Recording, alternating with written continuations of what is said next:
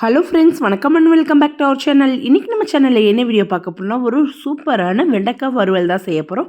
வாங்க இந்த வெண்டைக்காய் வறுவல் எவ்வளோ சுலபமாக ஈஸியாக செய்யலான்றதை இந்த வீடியோவில் பார்க்கலாம். நம்ம சேனலை இப்போ தான் புதுசாக பார்க்குறீங்க, இன்னும் சப்ஸ்கிரைப் பண்ணல அப்படின்னா மறக்காமல் சப்ஸ்கிரைப் பண்ணிக்கோங்க. உங்களுக்கான நல்ல நல்ல வீடியோஸ் ரெகுலராக நான் அப்லோட் பண்ணுவேன். வாங்க வீடியோக்குள்ளே போய் இந்த சுவையான வெண்டைக்காய் ஃப்ரை எவ்வளோ எளிமையாக ஈஸியாக செய்யலான்றதை நம்ம இப்போ பார்க்கலாம்.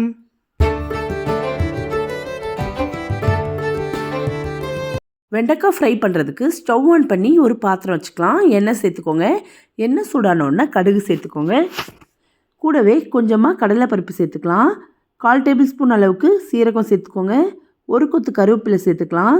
சேர்த்துட்டு ஒரே ஒரு பச்சை மிளகாவை 4 கிரி இந்த மாதிரி சேர்த்துருக்கேன். சேர்த்துட்டு ஒரு 2லேருந்து 3 நிமிஷம் நல்லா இந்த பருப்பு எண்ணெயோடு நல்லா மிக்ஸ் ஆகட்டும்.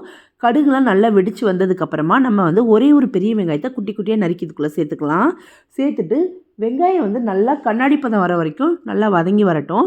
நல்லா வதங்கி வந்ததுக்கப்புறமா நம்ம ஏற்கனவே குட்டி குட்டியாக ஒரு 1/4 கிலோ அளவுக்குள்ளே வெண்டைக்காவை குட்டி குட்டியாக நறுக்கி வச்சுருக்கேன். அது எல்லாத்தையுமே இதுக்குள்ளே சேர்த்துட்டு வெண்டைக்காய்க்கும் வெங்காயத்துக்கு எல்லாத்துக்குமே தேவையான அளவு உப்பும் சேர்த்து நல்லா ஹை ஃப்ளேமில் ஒரு 5லேருந்து 6 நிமிஷம் நல்லா பரட்டி விட்டுட்டே இருந்திங்கன்னா ஈஸியாக இந்த பிசுபிசுப்பு தன்மை போயிடும்.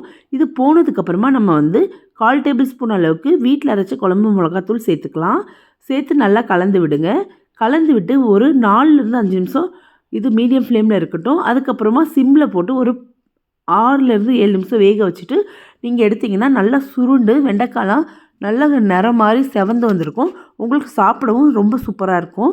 இந்த மாதிரி வந்ததுக்கப்புறமா கொஞ்சமாக தேங்காவை திருவி இதுக்குள்ளே சேர்த்துட்டு 2 நிமிஷம் மட்டும் வேக வச்சிங்கன்னா போதும். சுவையான வெண்டைக்காய் ஃப்ரை தயாராகிடும். இந்த வெண்டைக்காய் ஃப்ரை சாம்பார் சாதம், ரசம் சாதம், கலந்த சாதம், தயிர் இந்த மாதிரி ஐட்டத்துக்கெல்லாம் செம்ம சூப்பராக அட்டகாசமாக இருக்கும். நீங்களும் கண்டிப்பாக உங்கள் வீட்டில் இதே முறையில் ட்ரை பண்ணி பாருங்கள். இந்த வீடியோ பிடிச்சிருந்தா நம்ம சேனலை உங்கள் ஃப்ரெண்ட்ஸ் அண்ட் ஃபேமிலிக்கும் ஷேர் பண்ணுங்கள். நம்ம சேனலில் சப்போர்ட் பண்ணுற எல்லாருக்குமே ரொம்ப ரொம்ப நன்றி. நாளைக்கு வேறு ஒரு வீடியோவோடு உங்களை நான் சந்திக்கிறேன். Take care friends.